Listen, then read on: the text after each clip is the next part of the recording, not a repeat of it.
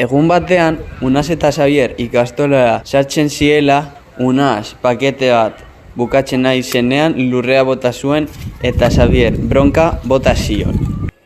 Garrantzi askorik eman behar, hurrengo egunean Unas bazkarian arraina jaten zuen eta bat-batean plastikoarekin topatu zen. Eta lurrera jauzi zen konortea galduz. Altxatxerakoan, Unas ospitalean esnatu zen.